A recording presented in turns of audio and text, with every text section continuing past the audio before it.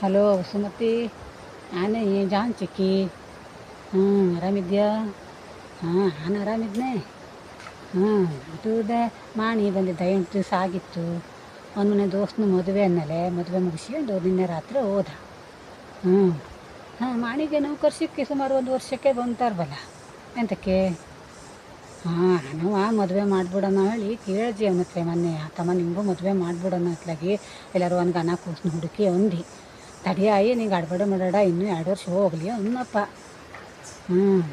ಆದರೂ ಆ ವಸುಮತಿ ಒಂದೊಮ್ಮೆ ಹೆದರಿಕೆ, ಗಂಡಾಗಲಿ ಹೆಣ್ಣಾಗಲಿ ಅವಕ್ಕೆ ಒಂದು ವಿದ್ಯಾಭ್ಯಾಸ ಕೊಡಿಸಿ ನೌಕರಿ ಹಿಡಿಸಿ ಮದುವೆ ಮಾಡಿ ಅವಕ್ಕೊಂದು ನೆಲೆ ಸೇರ್ಸೋ ತನಕವ ನಮಗೆ ಜೀವದ ಮೇಲೆ ಜೀವ ಇರ್ತಿಲ್ಲೇ.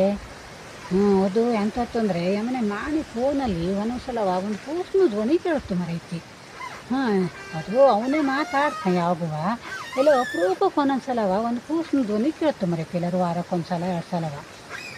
ಅದು ಫಸ್ಟಿನ ದಿವಸ ಎಂತತ್ತು ಅಂಥದ್ದು ಒಂದು ಹೇಳೋವಳಿ ಫೋನ್ ಮಾಡಿದ್ವಿ. ಅವಾಗ ಅವನು ವ್ಯಾಪ್ತಿ ಪ್ರದೇಶದಲ್ಲಿ ಇಲ್ಲೇ ಹೆಕ್ಕೆ ತುಂಬು ಆ ಕೂಸು.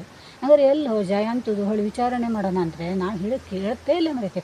ಹೇಳೋದು ಒಂದೇ ಮಾಡ್ತು. ಅವರು ವ್ಯಾಪ್ತಿ ಪ್ರದೇಶದಲ್ಲಿ ಇಲ್ಲ ಹೇಳ್ಕೊತ ಆ ಭಾಷೆಯಲ್ಲಿ ಮಾತಾಡ್ತು ಮರೈತಿ. ಹಂಗಾದ್ರೆ ಯಾರು ಆಗಿ ಕೊಳ್ಕೊಂಡು ಅಷ್ಟೆಲ್ಲ ತಲೆ ಬಿಸಿ ಮಾಡ್ಕೊಂಡಿಲ್ಲೇ. ಒಂದು 6-8 ದಿವಸ ಆತಾರ ಮತ್ತೊಂದು ದಿವಸ ಫೋನ್ ಮಾಡಿದಾಗ ಅವರು ಬೇರೆ ಒಂದು ಫೋನಲ್ಲಿ ಮಾತಾಡ್ತಾ ಇದ್ದಾರೆ ಎಂಬು. 1 ಸಲ 2 ಸಲ ಆದರೆ ವಸುಮತಿ ನಾವು ಯಾರೋ ಅಲ್ಲೇ ಆಫೀಸಲ್ಲಿ ಇದ್ದದ್ದು ಹೆಣ್ಣು ದೋಸ್ತರೆಲ್ಲ ಇರ್ತವಲ್ಲ ಈಗೆಲ್ಲ ಅವೇ ಯಾರೋ ಒಂದು ಸಲ ಇವೆಂಥದಾರು ಕೆಲಸಕ್ಕೆ ಅಂದ್ಕೊಂಡಿದ್ದು ನಾನು ಅವು ಮಾಡ್ತೀವಿ ತಿಳ್ಕೊಳ್ಳೋಕ್ಕು.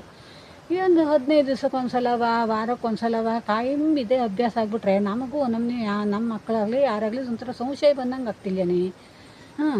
ಆದರೂ ತಣ್ಣೀರಾರು ತಣಿಸ್ಕೊ ಕುಡಿಯೋಳಿ ಮತ್ತು ತಡೆದೇನು ಇಲ್ಲಪ್ಪ ಇಲ್ಲೇ ಅವಾಗ ಇದೆ ನಮ್ಮನೆ ಗೊತ್ತು. ಅವರು ಸ್ವಿಚ್ ಆಫ್ ಮಾಡಿದ್ದಾರೆ.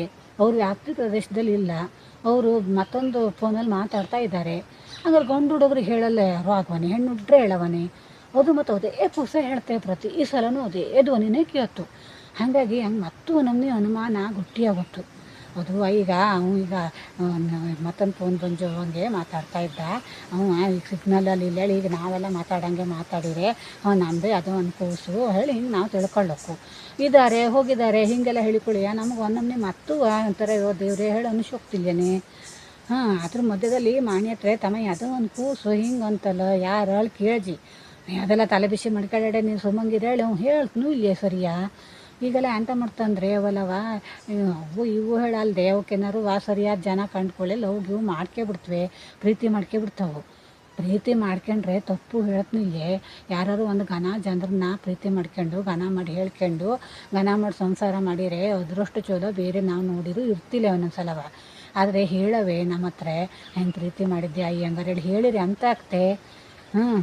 ಅದಕ್ಕಾಗಿ ಮತ್ತೊಂದು ಸಲ ಕೇಳಿರುವ ಹಂಗೆ ಸಿಟ್ಟು ಬಂದು ಹೋಗ್ತು. ಎಂಥ ಮಾಡೋ ಹೊಳೆ ತೆಗಿತೀವಿ ಒಂದೊಂದ್ಸಲವ ರಾತ್ರಿ ಮನ್ಕೊಂಬಕ್ಕಿದ್ರೆಲ್ಲ ನಾವು ಫೋನ್ ಮಾಡಿದಾಗ ಆ ಕೂಸು ಧ್ವನಿ ಕೇಳ್ಬಿಟ್ರಂತೂ ಬೆಳಗ್ಗೆ ಕುಂತು ಬೆಳಗ್ಗೆ ಮಾಡೋದೇ ಯಾರಾಗಿ ಈ ಕೂಸು ಹೊಳಿ. ಒಂದೊಂದ್ಸಲ ಬೆಂಗಳೂರಿಗೆ ಹೋದಾಗ ಮಾಣಿ ಸಂತಿಗೆ 2-3 ಸಲ ಆಫೀಸಿಗೆ ಮುಖ್ಯ ಬತ್ತೇಳಿ ಹೋದ್ನೆ. ಆ ಸುಟ್ಟು ಕೂಸು ಎಲ್ಲೆಲ್ಲೂ ಕಂಡಿದ್ದಿಲ್ಲ. ಬಂಜೇಳು ಅಡ್ಕೊಂಡು ಸತ್ತಿಗಿದ ಎಂತಿದೇನ ಇದು ನೋಡಿ ಮತ್ತು ಫೋನಲ್ಲಿ ಅದ್ರ ಧ್ವನಿನೇ ಕೇಳ್ತು. ಹೌದು ಇಂದು ಬೆಳಗ್ಗೆ ಹೋಗಿ ಮುಟ್ಟಿದ್ನ ಇಲ್ಲ ನೋಡೋಣ ಹೇಳಿ ಫೋನ್ ಮಾಡಿದ್ನೇ ಇಲ್ಲೋ. ಆ ಸುಟ್ಟು ಕೂಸಿಗೆ ಇವತ್ತು ಗೊತ್ತಿದ್ದೋ ಅಥವಾ ಮಾಣಿನೇ ಹೇಳಿದ್ನೆ ಅಂತನ ಅವ್ನು ಫೋನ್ ತಗೊಂಡು ಕೂತಿಗಿರು. ಅವರು ವ್ಯಾಪ್ತಿ ಪ್ರದೇಶದಲ್ಲಿ ಇಲ್ಲ ಹಾಕತ್ತುಂಟು. ಎಲ್ಲಿ ಹೋಗಿದ್ದಾರೆ ಅವರು, ನೀನು ಎಲ್ಲಿ ಕಳಿಸಿದ್ದೆ ಅವ್ರ ಫೋನ್ ನೀ ಅಂತ ಕಿಟ್ಕೊಂಡೆ ಹೇಳ್ಕೊಣ ಬೈದ್ನೆ ಒಂದು 5-10 ನಿಮಿಷ ಬೈದಿ ನೋಡು. ಫೋನ್ ಇಟ್ಟಿಕ್ಕೆ ಕಡೆ ಎಲ್ಲಿ ನಡೆದ ಫೋನ್ ಕೊಟ್ಟಾಗೋಜು.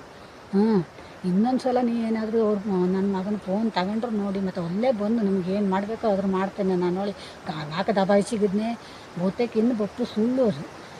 ಎಂಥದ್ದು ನೋಡ್ತಿ ಇನ್ನೊಂದು ಸಲ ಬಂದರೆ ಹೋಗೇ ಬಿಡ್ತೀಯ. ಮಾಣಿ ಆಫೀಸಿಗೆ ಹೋಗೋದು ಯಾವ ಕೂಸು ಕೇಳಿ ವಿಚಾರ ಮಾಡೇ ಬಿಡ್ತೀವಿ. ಯಾರಿಗಾರು ಒಂದೊಮ್ಮೆ ಆಗ್ತಿಲ್ಲೇನೆ ಸುಮತಿ. ಇಡ್ಲಾ.